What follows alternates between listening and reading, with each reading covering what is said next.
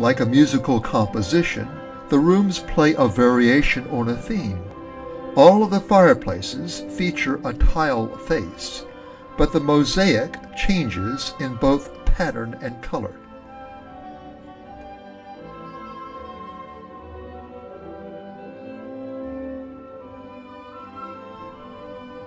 This is also true of the pattern of the parquet floors.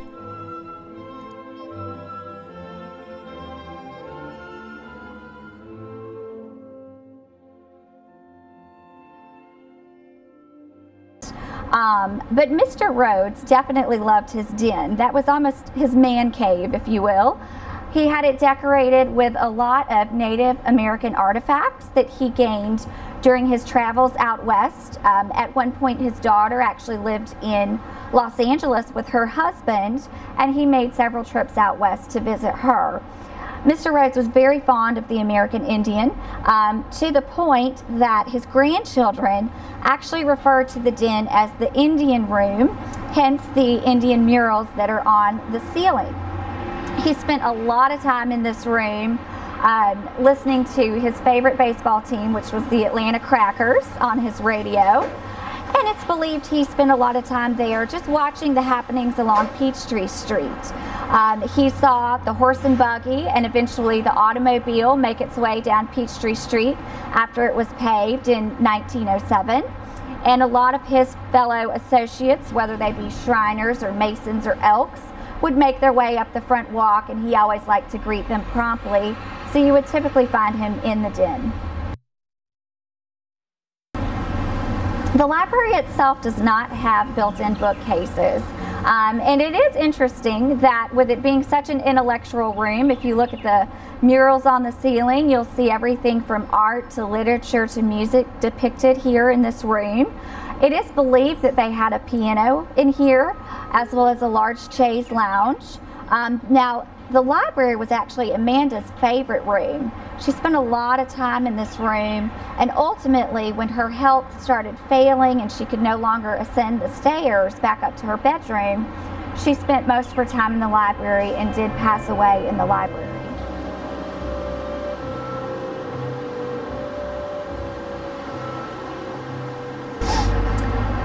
The front porch was a very popular place for the family to spend time and watch the hustle and bustle along Peachtree Street. It was an extension of the home. You could consider it an outdoor living room, if you will. But it's interesting, they had not only their rockers, but rugs, tables, chairs, so you could truly enjoy the outdoor space, enjoy a glass of lemonade on the front porch, and, watch the neighbors go by.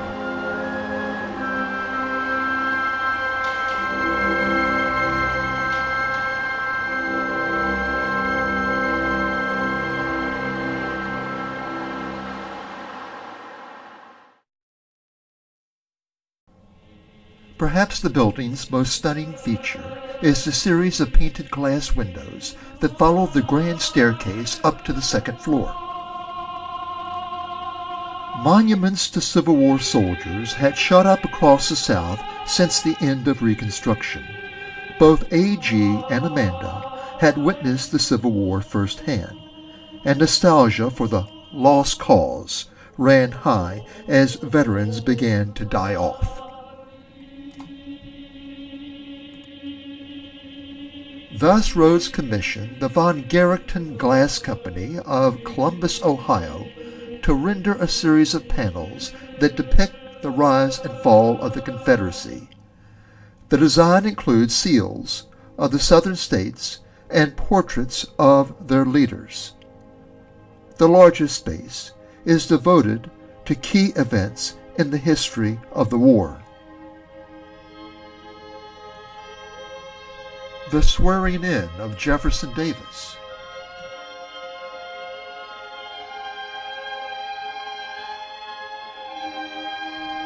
The Confederate victory at Bull Run.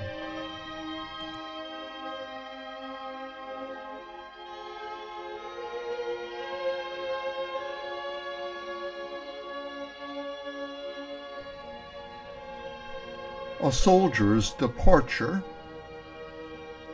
absence, and return.